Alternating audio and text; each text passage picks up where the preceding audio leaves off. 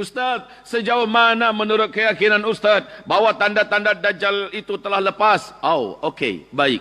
Hadis sahih Imam Muslim. Di dalam hadis sahih Imam Muslim diceritakan oleh Fatimah binti Qais, terjadi pertemuan Tamim Ad-Dari bersama Rasulullah sallallahu alaihi wasallam. Tamim Ad-Dari ini menyatakan syahadat masuk Islam. Dia adalah orang salib. Dia adalah orang Kristen, seorang kapten kapal yang menceritakan pengalamannya terdampar di sebuah pulau laut Yaman. Mereka dengan awak kapalnya masuk ke dalam pulau itu dan dia berjumpa dengan seekor binatang jassasah. Dia berjumpa dengan seekor binatang jassasah. Saudara-saudaraku, hamba-hamba Allah yang kami muliakan. Binatang ini bisa berbicara dan bertanya kepada mereka, apakah kalian datang dari Arab? Setelah dijawab iya, pergilah kalian ke kuil tua sana. Seorang lelaki sudah begitu lama menanti-nanti kalian di sini. Saudara-saudaraku, hamba-hamba Allah yang kami muliakan. Maka mereka pun datangi kuil tua tersebut.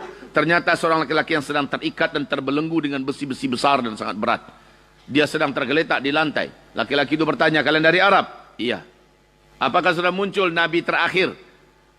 Orang yang ummi mengaku-ngaku Nabi namanya Muhammad. Dijawab, sudah. Maka laki-laki itu yang terikat itu langsung berkata, jika demikian tak lama lagi aku akan dilepaskan. Lalu terjadilah tanya jawab. Nah berikutnya, tanda-tanda bebasnya Dajjal yang terikat itu ada 3. Dalam hadis ini ya.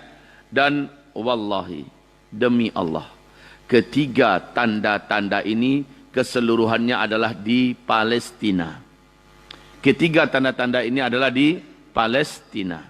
Saudara-saudaraku, hamba-hamba Allah yang kami muliakan dan kami cintai. Pertama, Rasulullah SAW bersabda, bila tanda-tanda ini sudah terjadi, maka berarti Dajjal sudah lepas. Pertama, Danau Tiberias. Dan itu letaknya di Palestina yang sekarang dijajah oleh Israel. Yang kedua, mata air Zugar. Yang ketiga, kebun kurma di Baisan. Saya sebutkan satu persatu. Alhamdulillah saya sudah datang dengan istri saya Idul Adha kemarin ke Palestina.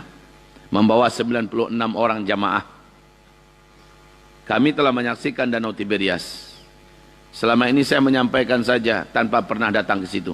Saya hanya mengandalkan melihat YouTube dan mendengarkan mengikuti berita dari TV Nasional Israel. Tapi kemarin saya langsung datang. Dan kalau Allah mengizinkan lagi, sekarang saya dalam proses pengurusan visa lagi untuk berkunjung lagi ke sana, ke Masjidil Aqsa. Sekaligus melihat lagi, mengajak jamaah melihat Danau Tiberias. Danau Tiberias sejak 2003 telah susut airnya, Pak. Sejak 2003. Danau itu kedalamannya dari permukaan dengan kedalaman yang paling dalam hanya 43 meter saja. Tapi sejak 2003 ke 2013, danau ini sudah susut 16 meter. Pak, itu bukan jumlah yang sedikit, Pak. Dia mirip seperti kuali, ya. Tapi di tengah-tengahnya itu ada bagian dasar danau yang agak sedikit menonjol, ya. Nah, kaum muslimin sejak 2003-2013 sudah susut 16 meter. Dalamnya cuma 43 meter. Artinya sudah lebih 30% penyusutannya, ya. Sementara secara debit sangat besar sekali jumlah kekurangan Danau Tiberias sekarang. 2012 akhir pemerintah Israel telah mengumumkan di TV nasional mereka kepanikan bangsa Yahudi ini. Sebab inilah sumber air satu-satunya bangsa Yahudi di Israel dan sumber air itu sudah susut. 2015 dikejutkan dengan pulau kecil di tengah-tengah Danau Tiberias. Dari mana sumbernya danau ini? Ternyata dasar danau yang paling tinggi, yang paling menonjol, ini sudah kelihatan. Maknanya apa? Airnya semakin menurun. Maka wajar kalau tahun 2016 akhir, terdengar oleh kita berita seluruh dunia, Israel kebakaran hutannya. Sanggup enggak Israel memadamkan apinya, Pak? Tidak. Israel menjerit-jerit minta tolong ke negara tetangga untuk ikut membantu memadamkan api tersebut.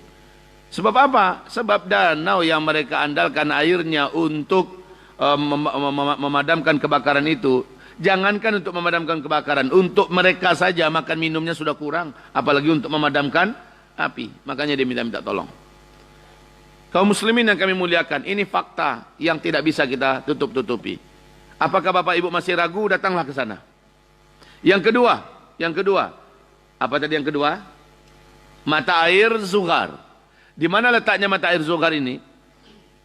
Hanya beberapa kilo saja dari posisi Danau Tiberias. Hanya kira-kira lebih kurang 7 kiloan dari Danau Tiberias. Saya ajak guide saya dan warga Palestina, ayo kita ke kawasan mata air Zughar. Apa jawaban mereka? Buat apa? Sudah tidak satu tetes pun air keluar lagi dari mata air itu sejak 2 tahunan ini. Ya Allah ya Rabb. Sejak 2 tahun ini sudah tak ada lagi air yang keluar setetes pun dari mata air Zughar. Padahal mata air Zughar itu tidak pernah berhenti, Pak. Yang ketiga, kebun kurma di Baisan. Di mana Baisan itu? Baisan ini tidak jauh dengan antara Palestina dan berbatasan dengan Israel. Tapi dia masih masuk dalam kawasan Palestina yang dijajah hari ini oleh Israel. Yang dirampok rampas. Saya datang ke situ, saya melihat ke sana. Hanya Allah yang menyaksikan betapa 3 tanda-tanda ini kaum muslimin telah Allah tunjukkan dengan terang dan nyata. Maka dengan ini hamba Allah Zulkifli Muhammad Ali sangat yakin jika manusia terlaknat tersebut, terjahat tersebut, yang memiliki kekuatan tergelap tersebut telah lepas dari ikatan-ikatannya. Nabi bersabda, Dajjal ketika dia lepas, dengan dia muncul ke tengah-tengah manusia, ada jarak waktu yang Allah berikan sesaat untuk dia mengerjakan, menuntaskan pekerjaannya. Jadi sebelum dia muncul, Pak, membawa segala fitnahnya, dia terlebih dahulu dalam hadis riwayat Imam Ahmad dan Abu Daud, Dajjal akan membebaskan terlebih dahulu seluruh setan-setan terkuat, setan-setan terjahat yang ditangkap, yang dipenjarakan oleh Nabiullah Sulaiman alaihi salam untuk menjadi panglima-panglima perangnya, untuk menjadi panglima-panglima pasukan-pasukan setannya. Jadi ini yang telah dilepaskan oleh Dajjal. Maka dengan ini saya juga sangat yakin, saya yakin-yakinnya setan-setan terjahat dan terkuat itu hari ini telah lepas. Ada di bawah komandonya Dajjal dari balik kegelapan. Ibarat Allah yang kami muliakan. Jadi setan-setannya Dajjal telah dilepaskan, yang terkuat. Sementara setan-setan Dajjal dari kalangan manusia, mereka lah Illuminati. Ingat itu baik-baik. Mereka lah Illuminati. Mereka bersekutu dengan Dajjal dalam kegelapan dan menjalankan semua instruksi Dajjal. Illuminati. Dan sesungguhnya Illuminati punya payung yang disebut dengan Freemasonry. Mereka berkolaborasi untuk menguasai dunia, menyebarkan segala fitnah dan petaka, bencana-bencana dan musibah, peperangan dan peperangan di mana-mana, dan betul-betul demi Allah mereka sedang ada pada puncak kejahatannya saat ini. 3 tanda ini telah terjadi. Ini dari hadis sahih Imam Muslim. Apakah Bapak Ibu masih ragu? Saya tambahkan. Rasulullah SAW bersabda, Dajjal akan membunuh seorang lelaki yang ada di puncak usia remaja menuju dewasa, yang tidak takut kepada Dajjal dan tidak tembus oleh sihir Dajjal. Laki-laki ini digertak, diancam oleh Dajjal, sama sekali dia tidak bergeming. Dajjal paksa dia sujud, tidak, katanya. Kamu adalah Dajjal. Saya tidak akan pernah beriman kepada kamu. Yang saya sembah hanyalah Allah yang menciptakan kamu dan saya. Dajjal pun, kata Rasulullah, membelah badannya dengan gergaji di tangannya, di jambaknya rambutnya dibelah. Hadis ini bukan dongeng, hadis ini kuat. Ya, dibelahnya dari batok kepala. Pemuda tersebut meninggal dunia dalam keadaan badan sudah terbelah.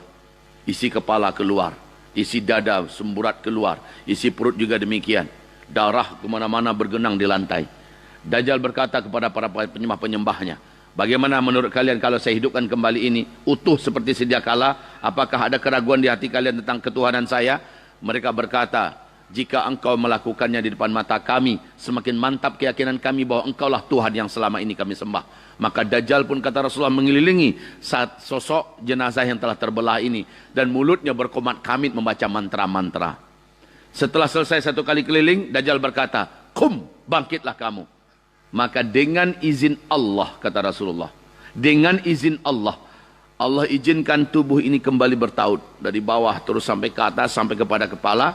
Pemuda ini kembali bergerak dan bangkit dalam keadaan sehat walafiat. Walaupun tubuhnya masih bergelimang dengan darah. Darah di lantai masih bergelimang. Tapi dia sudah tegap, tegar, berdiri lagi di depan Dajjal. Dajjal sombong di depan para penyembahnya. Dan penyembahnya langsung sujud kepada Dajjal.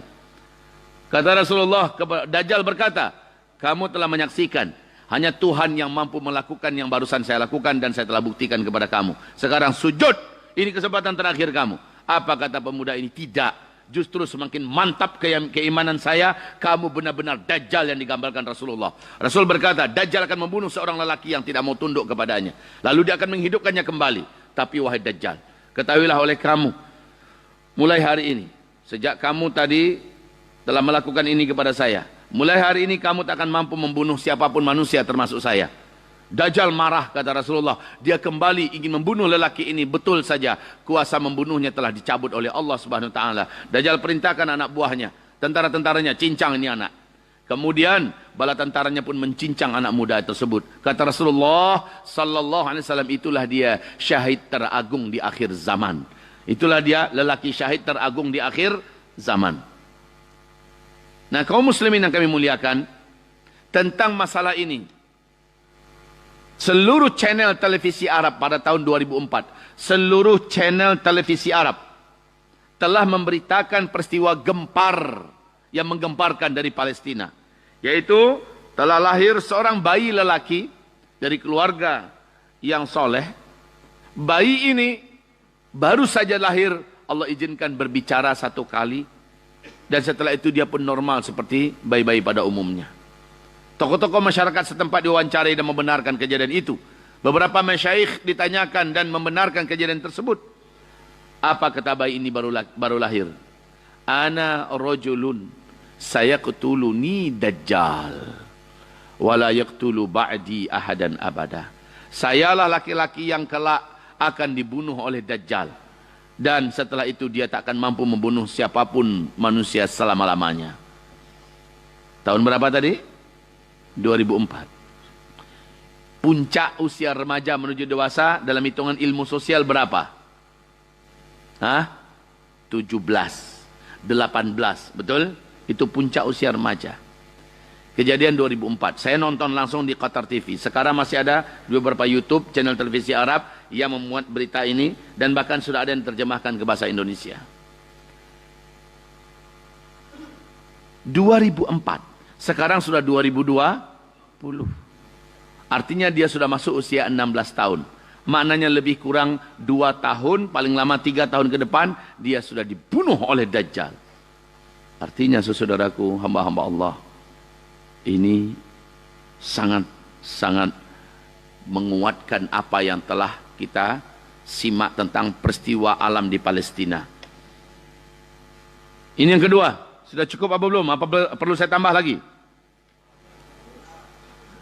Tidak, tentang masalah bukti-bukti Dajjal ini telah lepas. Yang ketiga, tentang 3 tahun kemarau berturut-turut di seluruh dunia.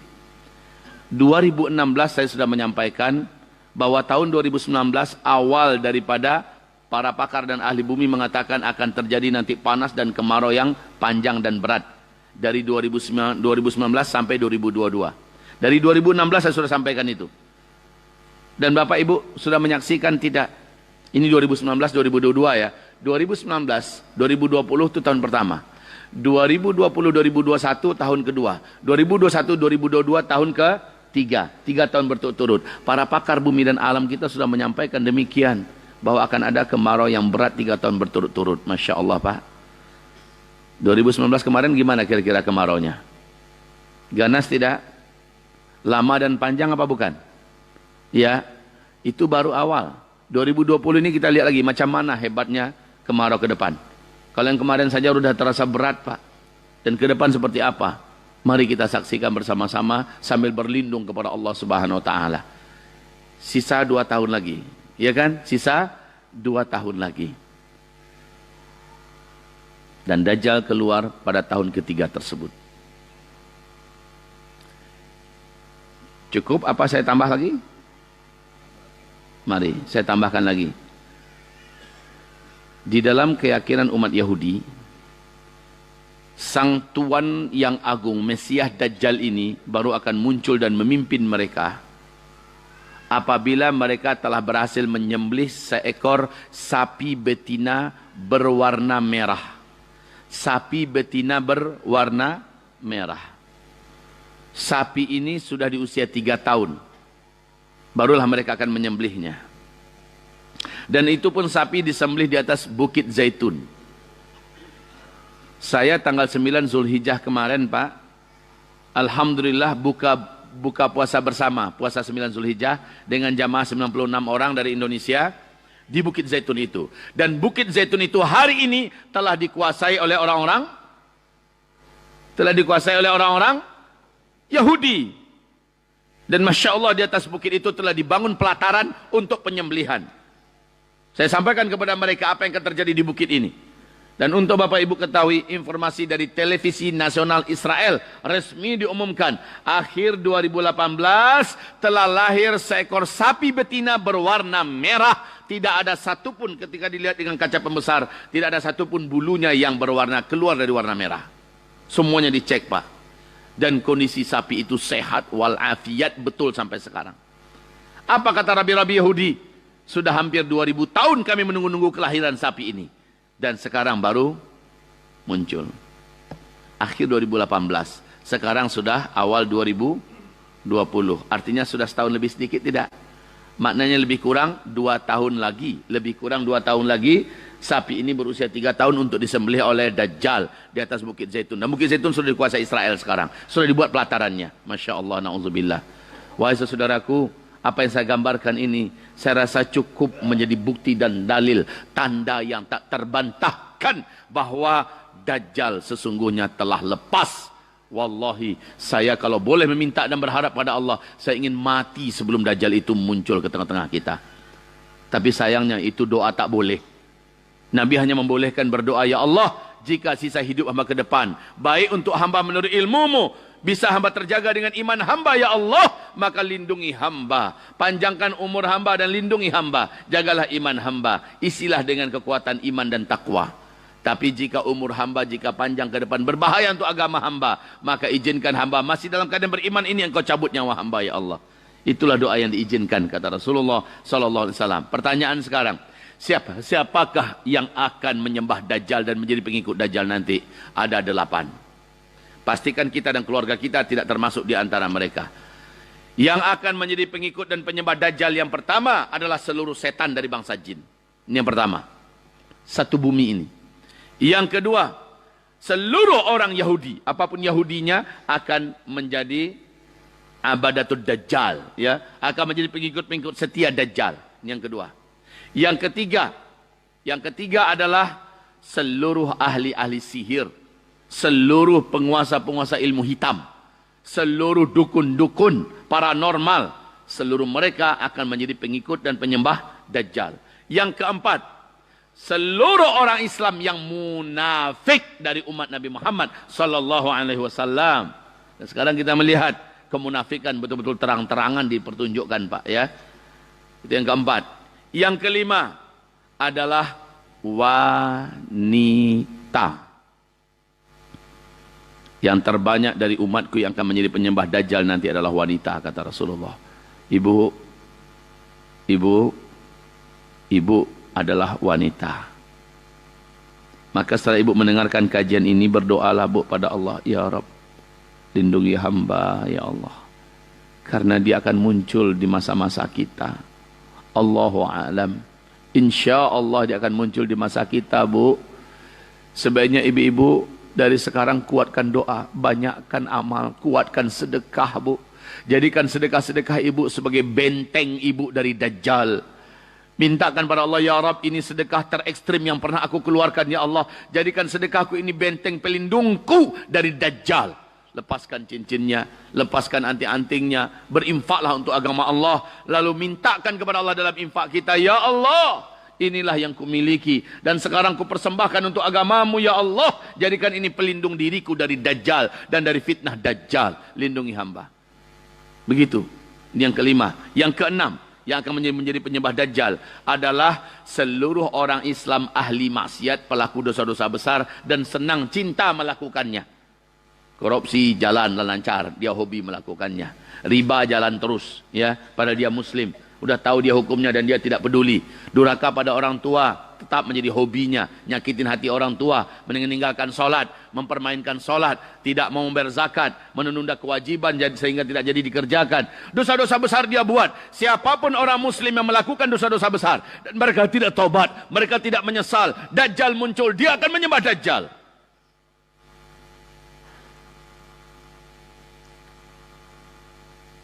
Yang keberapa lagi? Yang ketujuh.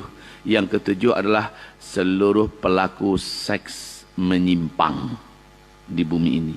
Sekarang kita lihat kebangkitan kaum homoseksual, ya, di mana-mana di seluruh negara muncul berkembang biak dengan pesat dan cepat. Di kota-kota besar ada, sampai ke kampung-kampung udah masuk. Dan mereka-mereka ini akan menjadi penyembah Dajjal. Terakhir yang akan menjadi penyembah Dajjal adalah seluruh sekte-sekte sesat serta para pelaku-pelaku bid'ah akadiyah dari umat Nabi Muhammad SAW yang mengatasnamakan Islam kelompoknya, tetapi sesat dan menyimpang dari Ahlus Sunnah wal Jamaah. Mereka lah kelak yang akan menjadi para pengikut-pengikut dan penyembah-penyembah Dajjal itu. Na'udzubillah, na'udzubillah, na'udzubillah. Maka pastikan diri kita dan keluarga kita. Ya ayyuhalladzina amanu qu anfusakum wa ahlikum nara. Demikian, Pak. Di mana Dajjal nanti akan muncul? Rasulullah ditanya, di mana dia akan muncul nanti Rasulullah? Saya berikan kesimpulan jawaban dari Rasulullah. Dia akan muncul nanti dari negeri Khurasan. Khurasan itu mana saja? Irak itu Khurasan, Pak. Iran itu adalah Khurasan. Afghanistan adalah Khurasan, Pakistan adalah Khurasan, India adalah Khurasan, Bangladesh adalah Khurasan, dan negeri-negeri yang banyak tantannya itu adalah Khurasan. Jadi Khurasan itu luas sekali ternyata. Dia akan muncul dari Khurasan, kata Rasul, dari sebuah kota yang bernama Isbahan atau Asbahan. Masya Allah. Nabi perjelas nama daerah di Khurasan itu, kotanya namanya adalah Isbahan atau Asbahan. Bapak tahu di mana Asbahan itu berada sekarang? Hah? Iran. Dari sana dia akan muncul. Kota itu nanti pada masa itu, kata Rasulullah, diisi sebanyak-banyaknya oleh orang Yahudi. Allahu Akbar, wahai kaum muslimin. Di majalah Asy-Syarqil Awsat, majalah paling bergengsi di Timur Tengah, dimunculkan, dirilis berita resmi tentang Asbahan di Iran. Ternyata hari ini Asbahan sudah diisi 86% penduduknya oleh orang-orang Yahudi semua, Pak. Satu. Yang kedua, ternyata difoto dan dibuat gambarnya, dimuatkan di majalah tersebut. Foto bergambar di mana 70.000 lelaki Yahudi mengenakan jubah kebesaran keagamaan Yahudi yang tidak berjahit. Rasul berkata ketika Dajjal nanti muncul, akan disambut oleh 70.000 lelaki Yahudi yang menggunakan baju jubah keagamaan Yahudi yang tidak berjahit. Dan itu telah ada difotokan, digambarkan. Allah di Khurasan, yaitu tepatnya Asbahan, telah siap 70.000 lelaki itu saat ini, Pak. Ada yang ingin membantah lagi enggak? Cukup pada saat ini menjadi bukti dan tanda bahwa tempat itu pun telah siap hari ini. Asbahan dulunya adalah tempat Ahlus Sunnah wal Jamaah. Dia adalah kota terbesar di Iran. Lalu kemudian baru Teheran. Sekarang Teheran, baru Isbahan. Dan sekarang Isbahan sudah menjadi kota Yahudi. Agar Bapak paham siapa sebenarnya Iran itu. Nah, kaum muslimin, hamba-hamba Allah yang kami muliakan. Apalagi yang mau saya sampaikan? Saya rasa saya sudah sampaikan seluruhnya yang berkaitan dengan Dajjal ini. Yang mungkin yang lupa saya sampaikan, silahkan kita bentuk dalam dialog. Karena dengan banyak pertanyaan Bapak nanti, oh iya, ini yang terpenting. Bagaimana cara berlindung dan selamat dari Dajjal? Ini yang terpenting. Oke, sebelum saya sampaikan.